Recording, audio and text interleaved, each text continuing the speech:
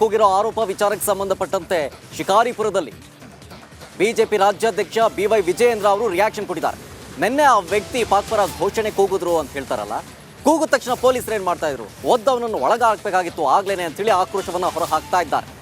ಅದೇ ವಿಚಾರಕ್ಕೆ ಸಂಬಂಧಪಟ್ಟಂತೆ ಏನೇನು ಹೇಳಿದ್ರು ಅನ್ನೋ ಡೀಟೇಲ್ಸ್ ನಿಮ್ಮ ಮುಂದೆ ಬರ್ತಾ ಇದೆ. ಶಿಕಾರಿಪುರದಲ್ಲಿ ಬಿಜೆಪಿ ರಾಜ್ಯಾಧ್ಯಕ್ಷ BY ವಿಜಯೇಂದ್ರ ನಿನ್ನೆ ವಿಧಾನಸೌಧದಲ್ಲಿ ಪಾಕ್ಪರ ಘೋಷಣೆ ಕೂಗಿರೋ ವಿಚಾರಕ್ಕೆ ಸಂಬಂಧಪಟ್ಟಂತೆ ರಿಯಾಕ್ಷನ್ ಕೊಟ್ಟಿದ್ದಾರೆ. ಘೋಷಣೆ ಕೂಗಿದ ಜಾಗದಲ್ಲೇ ಒದ್ದು ಆತನನ್ನು ಅರೆಸ್ಟ್ ಮಾಡಬೇಕಾಗಿತ್ತು. ಇದರಲ್ಲಿ ತನಿಖೆ ಮಾಡೋದು ಬಿಡೋದು ಏನಿದೆ? ದೇಶದ್ರೋಹಿಗಳನ್ನು ಬಂಧಿಸೋದಕ್ಕೆ ಹಿಂದೆ ಮುಂದೆ ಯೋಚನೆ ಮಾಡಬೇಕಾ ಅಂತ ಹೇಳಿ ಪ್ರಶ್ನೆ ಮಾಡ್ತಾ ಇದ್ದಾರೆ BY ವಿಜಯೇಂದ್ರ. ಈ ಸರ್ಕಾರಕ್ಕೆ ಮಾನ ಮರ್ಯಾದೆ ಇದ್ದಿದ್ರೆ ನಿನ್ನೆ ದಿನನೇ ಯಾರೋ ಪಾಕಿಸ್ತಾನ್ ಜಿಂದಾಬಾದ್ ಅಂಥೇಳಿ ಘೋಷಣೆ ಕೂಗಿದ್ನೋ ಅಲ್ಲೇ ಒದ್ದು ಅಲ್ಲೇ ಸ್ಟೇಷನ್ ಒಳಗೆ ತಗೋಬೇಕಿತ್ತು. ಅಷ್ಟೊಂದು CCTV ಕ್ಯಾಮ್ರಾ ಇದೆ, ಯಾರು ಕೂಗಿದ್ದಾರೆ ಎಲ್ಲ TV ದೃಶ್ಯ ಮಾಧ್ಯಮಗಳು ತೋರಿಸಿದ್ದಾರೆ. ತನಿಖೆ ಮಾಡೋಂಥದ್ದು ಏನಿದೆ ಅಲ್ಲಿ, ದೇಶದ್ರೋಹಿಗಳನ್ನು ಕೂಡ ಒಳಗಾಕಕ್ಕೆ ನೀವು 10 ಬಾರಿ ಯೋಚನೆ ಮಾಡ್ತೀರಿ. ಅದಕ್ಕೆ BJP ಹೋರಾಟಕ್ಕೆ ಇಳಿಬೇಕಾಗಾದ್ರೆ ದೇಶದ್ರೋಹಿಗಳನ್ನು ಹಿಡೀರಿ ಅಂತ ಹೇಳಿದ್ರೆ, ಯಾರು ದೇಶದ್ರೋಹಿಗಳ ವಿರುದ್ಧ ನಿನ್ನೆ ಹೋರಾಟ ಮಾಡ್ತಕ್ಕಂಥ ಪ್ರಯತ್ನ ಮಾಡಿದ್ರು BJP ಕಾರ್ಯಕರ್ತರು, ಅವ್ರನ್ನ ಹಿಡಿದು ಒಳಗಾಗ್ತಕ್ಕಂಥ ಕೆಲಸ ಕಾಂಗ್ರೆಸ್ ಸರ್ಕಾರ ಮಾಡಿದ್ದಾರೆ.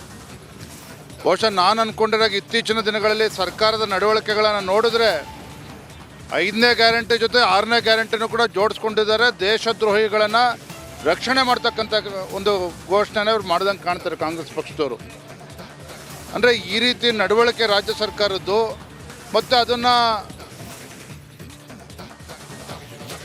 ಪಾಕಿಸ್ತಾನ ಪರವಾಗಿ ಜಿಂದಾಬಾದ್ ಪಾಕಿಸ್ತಾನ ಅಂಥೇಳಿ ಘೋಷಣೆ ಕೂಗಿದ್ದನ್ನ ಯಡಿಯೂರಪ್ಪನವರು ಖಂಡಾತುಂಡವಾಗಿ ಖಂಡಿಸಿದ್ದಾರೆ.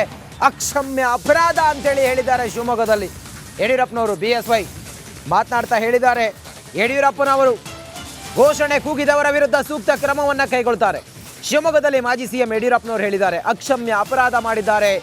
ಪಾಕಿಸ್ತಾನದ ಪರವಾಗಿ ಘೋಷಣೆಯನ್ನು ಕೂಗಿ ಯಾರು ಈ ರೀತಿ ದೇಶದ್ರೋಹದ ಕೆಲಸ ಮಾಡಿದ್ರು ಅವರ ವಿರುದ್ಧ ಸೂಕ್ತ ಕ್ರಮವನ್ನು ಕೈಗೊಳ್ತಾರೆ ಅನ್ನೋದನ್ನು BSY ಶಿವಮೊಗ್ಗದಲ್ಲಿ ಹೇಳಿದ್ದಾರೆ.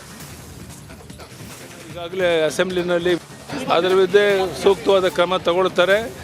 ಅಕ್ಷಮ್ಯ ಅಪರಾಧ ಮಾಡಿರುವಂಥದ್ದು ಅದನ್ನು ಈಗಾಗಲೇ ಅಸೆಂಬ್ಲಿನಲ್ಲಿ ವಿಧಾನ ಪರಿಷತ್ ಪ್ರಸ್ತಾಪ ಮಾಡಿದ್ದಾರೆ. ಆ ವ್ಯಕ್ತಿಗೆ ಸೂಕ್ತವಾದ ಕ್ರಮ ತಗೊಳ್ಬೇಕು ಅಂತ ಒತ್ತಾಯ ಮಾಡಿದ್ದಾರೆ. ಅದರ ವಿರುದ್ಧ ಸೂಕ್ತವಾದ ಕ್ರಮ ತಗೊಳ್ತಾರೆ. ಅಕ್ಷಮ್ಯ ಅಪರಾಧ ಮಾಡಿರುವಂಥದ್ದು ಅದನ್ನು ಈಗಾಗಲೇ ಅಸೆಂಬ್ಲಿನಲ್ಲಿ ವಿಧಾನ ಪರಿಷತ್ ಪ್ರಸ್ತಾಪ ಮಾಡಿದ್ದಾರೆ. ಆ ವ್ಯಕ್ತಿಗೆ ಸೂಕ್ತವಾದ ಕ್ರಮ ತಗೊಳ್ಬೇಕು ಅಂತ ಒತ್ತಾಯ ಮಾಡಿ